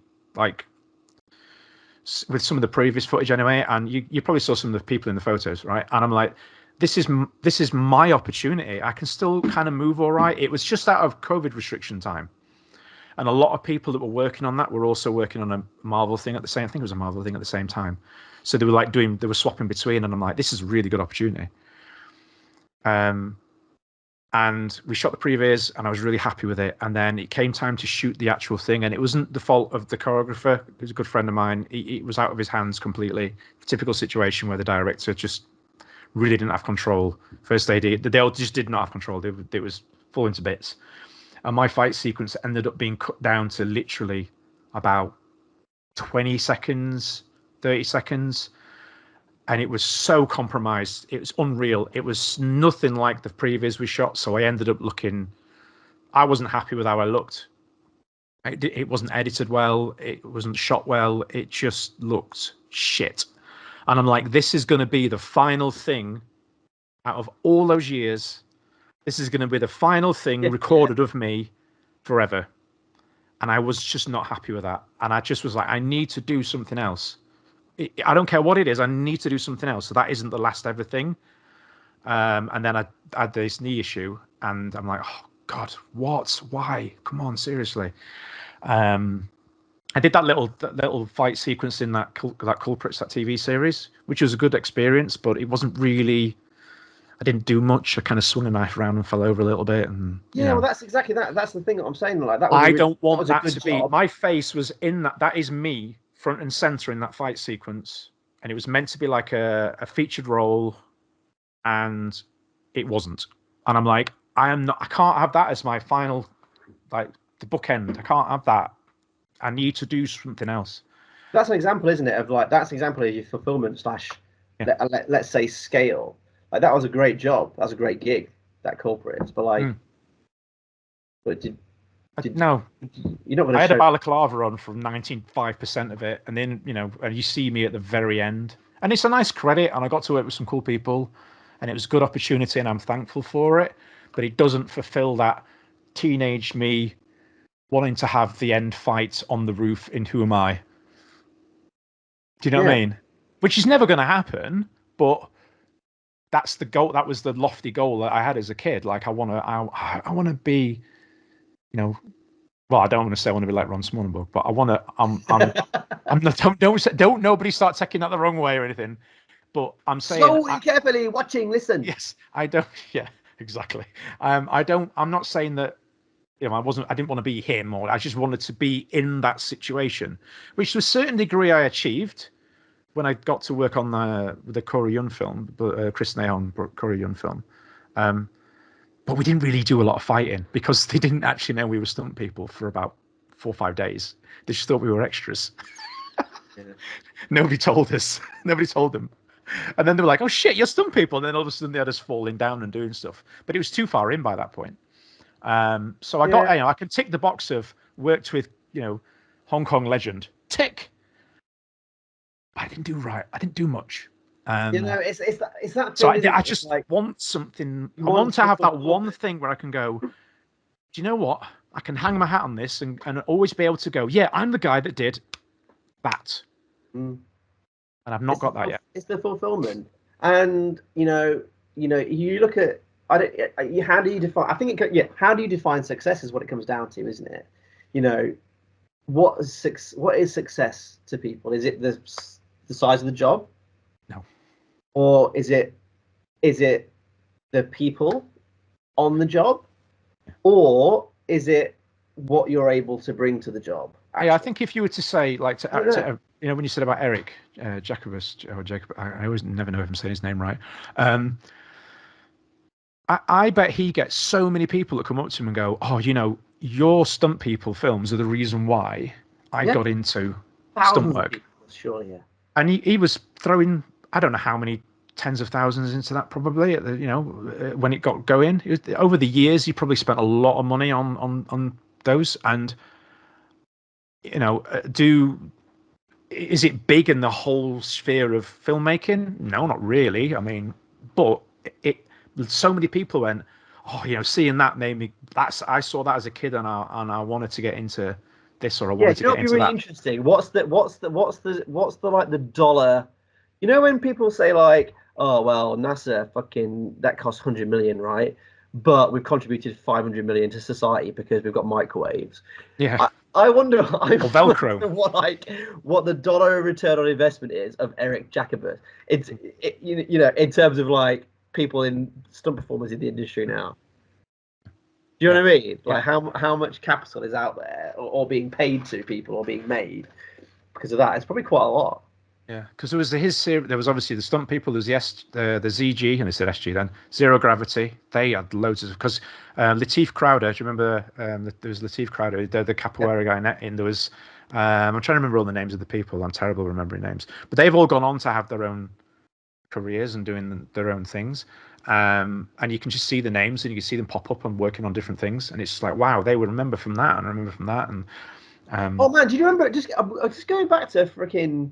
What we were talking about earlier about like I know we're going back over old ground, but like when that weird like when we released that reel and everything, and it was kind of weird how like the actual spread of it all and the kind of the impact of it, even though we were kind of nobodies really. And I remember Manuel Manzanares messaging the freaking Facebook page, and he's like, "Hey guys." I remember we were at Pudsey Gym, which is a gym down the road, and we just went for an open gym or something. He messaged me. He's like, "Hey, is your team working right now? Your team. You get a message from freaking Manny, and he's like, "Hey, is your team active?" And I was like, yeah." And he's like, "I've got this film. I'm filming. We've got this film we're shooting in the UK." And nothing came of it in the end. I think he didn't end up working on it. But he was like, "I need to put together a load of UK guys." But like, he was like, I even know I don't see anyone working in the UK. I don't know who they. But he's like, but I've seen your stuff. You've got a present. He's like, can you pull together like 8 guys? And he was like straight away. He was like sending me this previs. He's like, this is the previs that you're gonna have to learn. And I was like, yeah. I don't know how to do it, but yes, Manny, I'll do whatever you want me to do, sort of thing. And it was like, wow, how have we got that reach? I don't know, but like. I think it creates a buzz. It creates a buzz and an energy. I've still got all the SG t-shirts. I've got all of them. I've got the red one, the blue one, the black one, and I just bring them out and wear them occasionally. You know what? I think I've thrown. This is proud that connection of you. What? I think I've got rid of mine. Do you know why though? Because there's no way I'd fit in them. But no, it was cool. It was a cool thing to be associated with, and it was cool. It had an energy about it. It was just fun and cool, and just a load of mates just trying to make action movies. That's it. And I don't know. I think maybe there might be so I think what I'm going to do. I don't want to be held accountable to this because I don't do it. Well, you're gonna do it now. Maybe I am accountable. Maybe I'm studying. Maybe I want to be accountable. I think I'm going to make a new Instagram page. Yes. Because my Instagram is just obviously my kids. It's just pictures of my kids, right? Yeah, my Instagram is a mess. It is. Yeah, 1 minute I'm doing a flying psychic, and the next minute it's my 4-year-old on a swing. Exactly. So I think, yeah, which is great. We want to see that, but like, actually, like, do you want your kids to be out there, right? Exactly. So I think I'm gonna make an Instagram page. I'm gonna say this now. I'm gonna make an Instagram page for training and stunt work. Spicy granddads. Yeah, spicy granddads.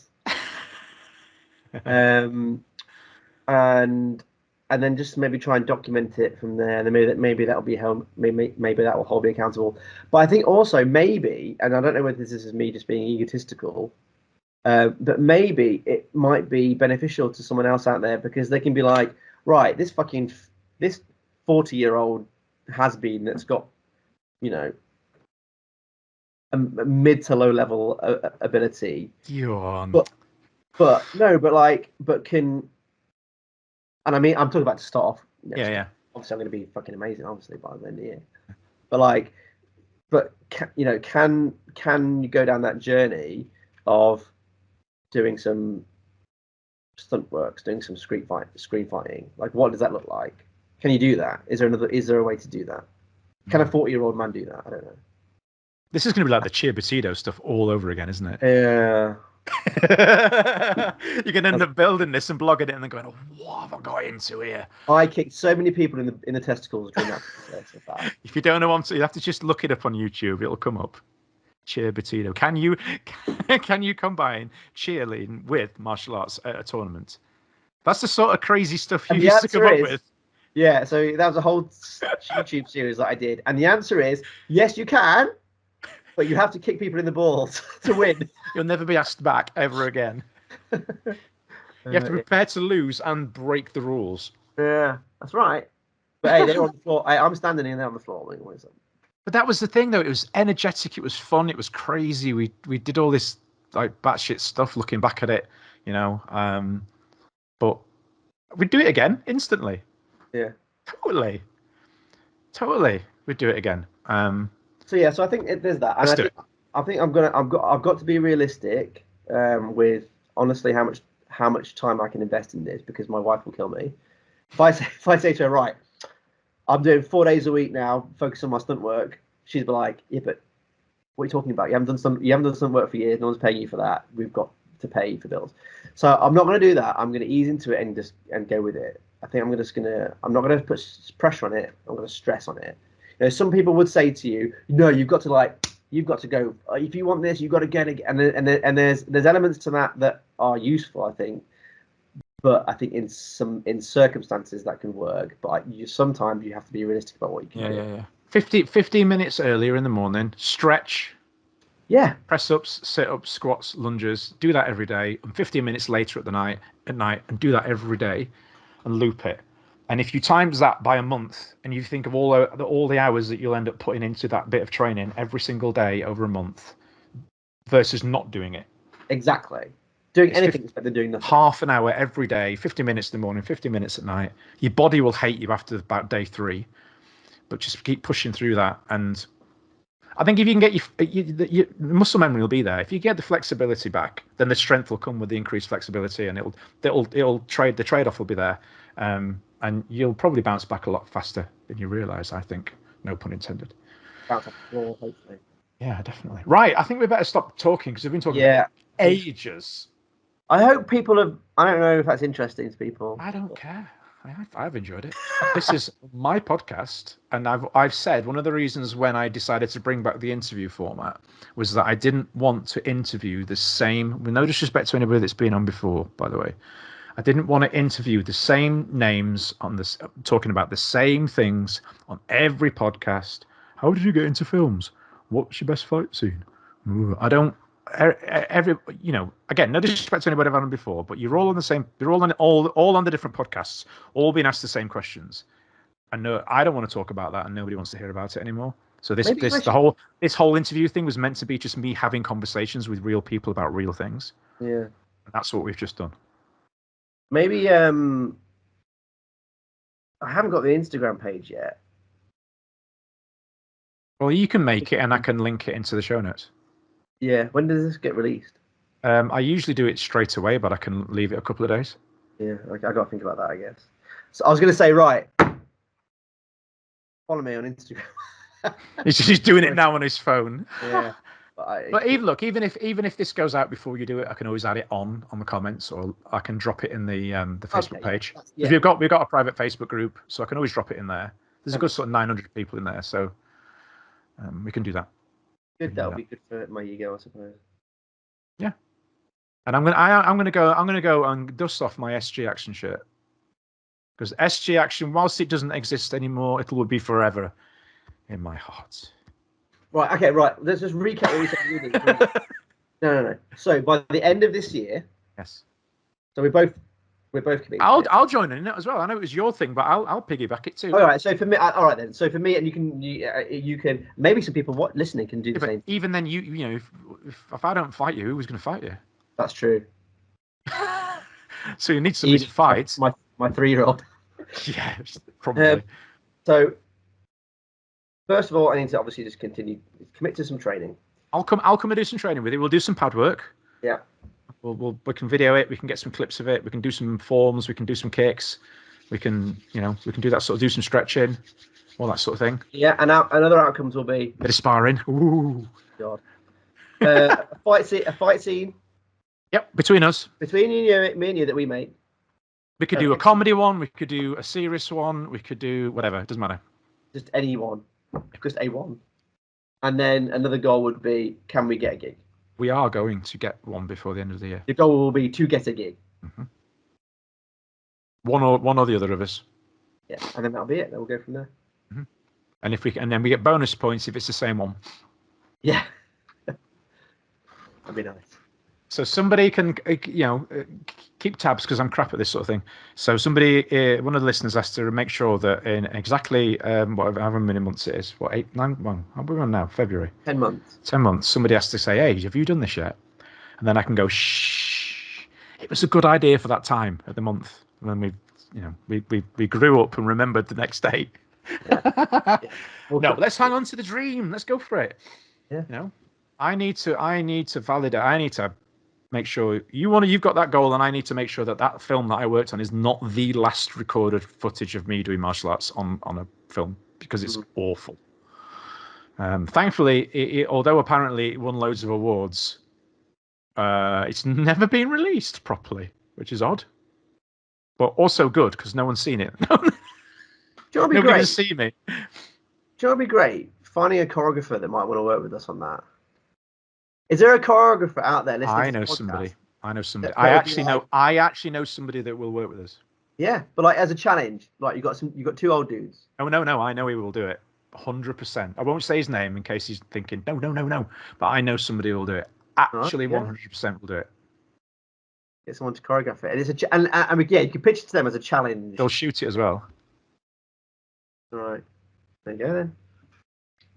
So that's one ticked off. Sweet. Right, anyway, we better go because we've both got actual jobs and lives and stuff. Yeah. Apparently. And it's been good to chat, dude. Yeah, that's been our bi-decade catch up. Yes, that catch up. Well, I'll see you on the mats then in a week or 2. Yeah. Oh my God! Fucking hell! Right, go on then. Yes. Brought to you by Martialytics. Easy to use, super powerful management software for your martial arts school.